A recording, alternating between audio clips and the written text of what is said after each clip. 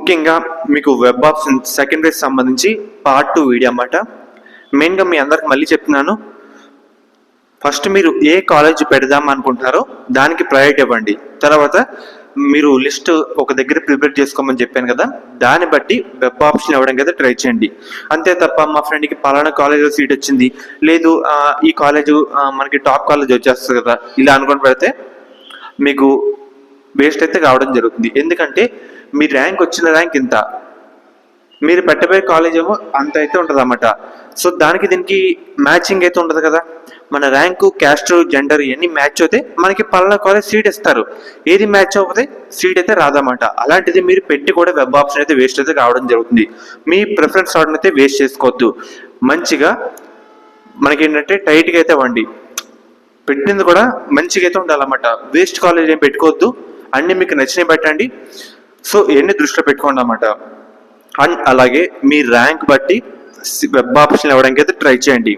మీకు దానికోసం పోయిన సీట్ అలాట్మెంట్ కట్ ఆఫ్ అయితే వచ్చింది ఫేజ్ 1 సంబంధించి, అది చెక్ చేయండి.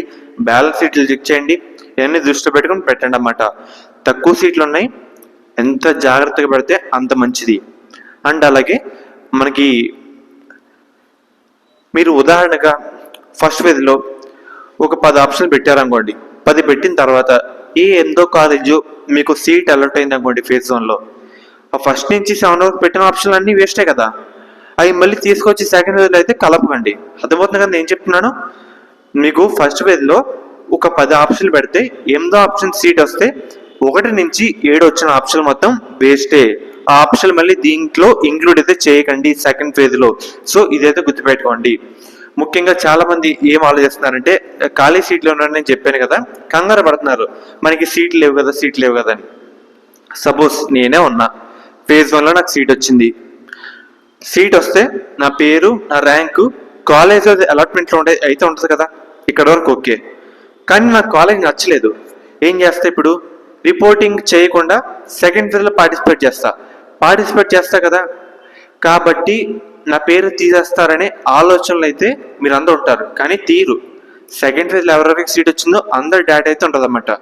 అలా అని కంగారు పడకండి. మీరు ఎవరైతే రిపోర్టింగ్ చేయరో ఆ సీట్ కూడా ఖాళీ సీట్ అయితే ఉంటుంది అన్నమాట. నేను అందుకే చెప్తున్నాను, మీ ర్యాంకు తగ్గట్టు కాలేజ్ అలాట్మెంట్లో మీ ర్యాంకు, జెండర్ ఇవన్నీ దృష్టిలో పెట్టుకొని మీరు ఒక అడుగు ముందుకేసి వెబ్ ఆప్షన్ మంచిగా పెడితే కనుక మీకు గన్ షాట్గా సీట్ అయితే రావడం జరుగుతుంది అన్నమాట. సో కంగారు అయితే పడకండి ఎవరు. మెయిన్గా నేను రాసిన కొన్ని టిప్స్ అన్నమాట, అదే జాగ్రత్తగా పాటిస్తే సరిపోతుంది. రిపోర్టింగ్ చేయని విద్యార్థులు కూడా ఉంటారు, కాబట్టి కంగారు పడకండి. అండ్ అలాగే ప్రీవియస్ ఆప్షన్స్ ఇందాక చెప్పాను కదా, 8వ ఆప్షన్ సీట్ వస్తే 1 నుంచి 7 పెట్టినని మీరు వేస్టే, మళ్ళీ ఇంక్లూడ్ చేయకండి అని అదైతే చేయండి. అలా తప్పైతే చేయకండి అసలు. తర్వాత అయితే పెట్టండి మంచిగా. మీరు ఏ కాలేజ్ అనుకుంటున్నారో దానికి ఫస్ట్ ప్రైడ్ అయితే ఇవ్వండి. అండ్ అలాగే ఖాళీ సీట్ల వివరాలు కూడా ఒకసారి చెక్ చేసుకోండి, క్రాస్ చెక్ చేసుకోండి ఇన్స్టిట్యూట్ ప్రొఫైల్ నుంచి, కాలేజ్ అలాట్మెంట్లో. అండ్ అలాగే సీట్ అలాట్మెంట్ కూడా చెక్ చేయండి, ఫస్ట్ ఇయర్ కట్ ఆఫ్ సంబంధించి, మన ఫేజ్ 1 కట్ ఆఫ్ సంబంధించి. అండ్ అలాగే మీ ర్యాంక్ బట్టి అయితే పెట్టండి. గుర్తుపెట్టుకోండి, మీ ర్యాంక్ బట్టే సీట్ ఇస్తారు. ఈ మైక్ కాస్ట్ వచ్చేసరికి అరౌండ్ 700. దీన్ని బట్టే కొన్నా, ఏంటంటే వీడియోస్ కూడా ఇబ్బంది అవుతుంది. సో దీన్ని బట్టే తీసుకున్నా కాబట్టి నాకు సరిపోయింది కాబట్టి తీసుకున్నా. అంతే తప్ప ఒక ₹1,00,000 పెట్టి మైక్ తీసుకోవచ్చు, నేను తీసుకోలేక. కానీ నాకు ఇది చాలు, అంతా మ్యాచ్ అయింది కాబట్టి నేనైతే తీసుకున్నా. మీకు ముఖ్యంగా మీ ర్యాంకు అన్ని మ్యాచ్ అవుతేనే మీకు ఇస్తారు. అంతే తప్ప ఒక 5,000 ఉన్న కాలేజు ఒక 10,000 లేదంటే 30,000 ర్యాంక్ వచ్చిన స్టూడెంట్ పెడితే ఎలా వస్తుందా అని ఆలోచిస్తున్నారు చెప్పండి మీరు అందరూ. ఇలా అయితే రాదు. మీరు పెట్టిన ప్రిఫరెన్స్ కూడా వేస్ట్ అయితే కావడం జరుగుతుంది. మీరు పెట్టిన ప్రిఫరెన్స్ కూడా మంచిగా స్ట్రాంగ్ అయితే ఉండాలి, మీకు సీట్ వచ్చేలా ఉండాలి. గుర్తుపెట్టుకోండి, మీ అందరికి అదే చెప్తున్నాను. అండ్ అలాగే ఎక్కువ ఆప్షన్ పెట్టడానికి అయితే ట్రై చేయండి అన్నమాట. ముఖ్యంగా ఎక్కువ ఆప్షన్లు అయితే పెట్టండి. అలానే మీరు గ్రౌండ్ వర్క్ చేసి నేను చెప్పేది ఏంటంటే, ఒక వైట్ పేపర్ తీసుకొని మన ర్యాంక్ ఎంత, మీ క్యాస్ట్ ఎంత, జెండర్ ఎంత ఓ దగ్గర రాయండి పైన. దాని కింద కాలేజ్ అలాట్మెంట్లో మంచి కాలేజీలు ఏంటి, దాంట్లో ఎవరెవరికి ఫేజ్ 1లో సీట్ అయితే రావడం జరిగింది అంతా రాయండి. రాసిన తర్వాత దాన్ని బట్టి కొంచెం అన్ని పకడ్బందీగా చూసుకొని వెబ్ ఆప్షన్ పెడితే కనుక మనకి పక్కగా సీట్ అయితే రావడం జరుగుతుందన్నమాట. కొంచెం ఎక్కువ ఆప్షన్ పెట్టండి, కొంచెం మీ ర్యాంక్ తగ్గట్టు కాలేజ్ వచ్చేలా పెట్టండి. సేవ్ అయితే చేసుకోండి, ఫ్రీజ్ చేసుకోవద్దు. అర్థమవుతుంది కదా నేను చెప్తున్నాను. ఇవన్నీ సక్రమంగా ఉంటే సరిపోతుందన్నమాట. ఏ ఒక్కటి అటు ఇటైనా ఇబ్బంది అయితే పడిపోతారు. చాలా మంది చేసే తప్పు ఏంటంటే 5 కాలేజీలు పెడతారు, కట్ ఆఫ్ చెక్ చేయరు, మళ్ళీ సెకండ్ రోజులో సీట్ రాలేదు అంటారు. ఇది ఎలాగా? మనం ఒక గ్రౌండ్ వర్క్ అయితే చేయాలి. మన కష్టానికే కదా మన ఫలితం ఉంటుంది.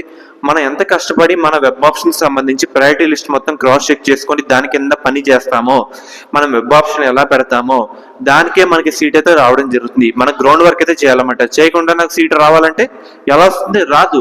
సో మీరు కష్టపడాలి. మెయిన్గా కట్ ఆఫ్ సంబంధించి రీసెర్చ్ చేయాలి. మన కట్ ఆఫ్ మన ర్యాంక్ తగ్గట్టు మ్యాచ్ అవుతుందా లేదా అన్ని క్రాస్ చెక్ చేసుకొని వెబ్ ఆప్షన్ పెట్టాలి, ఎక్కువ ఆప్షన్ పెట్టాలి. ఎక్కువ అని చెప్తున్నాను కాబట్టి ఏది పడితే అయితే పెట్టకండి, మీకు నచ్చిన అయితే పెట్టండి. అర్థమవుతుంది కదా? అండ్ అలాగే ముఖ్యంగా ఈ పాయింట్ మర్చిపోయాను, ఫార్మడీ బీఫార్మసీ చాలా మందికి రెండు ఆటల మీద వెళ్ళాలంటుంది. మెయిన్గా మీరు ఏం చేస్తారంటే ఫార్మడీ బీఫార్మసీ మెయిన్గా ఇది సెకండ్ ప్లేస్ కాబట్టి తక్కువ సీట్లు అయితే ఉంటాయి. మీకు నచ్చితే రెండు కోర్సులు కూడా సంబంధించి వెబ్ ఆప్షన్లు అయితే ఎంచుకోండి. అది కూడా మీకు నచ్చిన కాలేజ్లో. మీకు సీట్ రావాలని చెప్తున్నాను, గుర్తుపెట్టుకోండి, మీకు సీట్ రావాలని చెప్తున్నాను. ఎవరికైతే ఫార్మడీ బీఫార్మసీ రెండు ఇష్టమైతే ఉంటుందో మీరు రెండు బ్రాంచ్లు కూడా సెలెక్ట్ చేసుకొని రెండు కాలేజ్ దానికి సంబంధించి కాలేజ్ అయితే వెబ్ ఆప్షన్ పెట్టడానికి అయితే ట్రై చేయండి. అర్థమవుతుంది కదా? దీనివల్ల మీకు చాలా అంటే చాలా బెనిఫిట్ అయితే కావడం జరుగుతుంది అన్నమాట. సో ఫ్రెండ్స్, ఇది ఈరోజు వీడియో. ఫర్దర్ మీకు ఎటువంటి డౌట్ ఉన్నా కామెంట్ అయితే చేయండి, మీకు రిప్లై అయితే అవ్వడం జరుగుతుంది. శాస్త్ర కాలేజ్ అన్నమాట. ఈ కాలేజ్ అయితే మనకి నెల్లూరులో అయితే ఉంది. వీళ్ళు ప్రొవైడ్ చేసే కోర్సుల విషయానికి వస్తే కనుక బీఫార్మసీ, ఫార్మడీ మనకి గవర్నమెంట్ నుంచే 38,000 ఫీజు రిమర్స్మెంట్ కాకుండా 20,000 కట్టి మనం ఈ కాలేజ్లో జాయిన్ అయితే అవ్వచ్చు. మనకి ముఖ్యంగా మేనేజ్మెంట్ సీట్స్ కూడా అందుబాటులో అయితే ఉన్నాయన్నమాట. మనకి మెయిన్గా 100% ప్లేస్మెంట్స్ అసిస్టెంట్ అయితే ఉందన్నమాట. మీరు డైరెక్ట్గా దీంట్లో ఒకే క్యాంపస్లో వేరు వేరు బిల్డింగ్స్లో అయితే ఉన్నాయి. అమ్మాయిలకి సేఫ్టీ పరంగా శాస్త్ర college of pharmaceutical science for women అనే కాలేజ్ అయితే ఉంది. అండ్ అలాగే మనకి కో ఎడ్యుకేషన్ కూడా ఉందన్నమాట. మీకు నచ్చిన దాంట్లో జాయిన్ అయితే అవ్వచ్చు. మీకు ఎటువంటి డౌట్ ఉన్నా డిస్క్రిప్షన్లో ఒక నెంబర్ అయితే ప్రొవైడ్ చేస్తాను. ఈ కాలేజ్ అయితే మనకి నెల్లూరులో అయితే ఉందన్నమాట. డైరెక్ట్ అయితే జాయిన్ అవ్వచ్చు. అండ్ అలాగే ఒకసారి మీకు అయితే స్క్రీన్ మీద చూపిస్తానమాట. మీకు ఎటువంటి డౌట్ ఉన్నా స్క్రీన్ మీద కనిపిస్తున్న నెంబర్కి ఒకసారి కాంటాక్ట్ అయితే అవ్వండి. వాళ్ళు మిమ్మల్ని గైడ్ చేస్తారు. A to Z ఇన్ఫర్మేషన్ వాళ్ళైతే చెప్తారన్నమాట.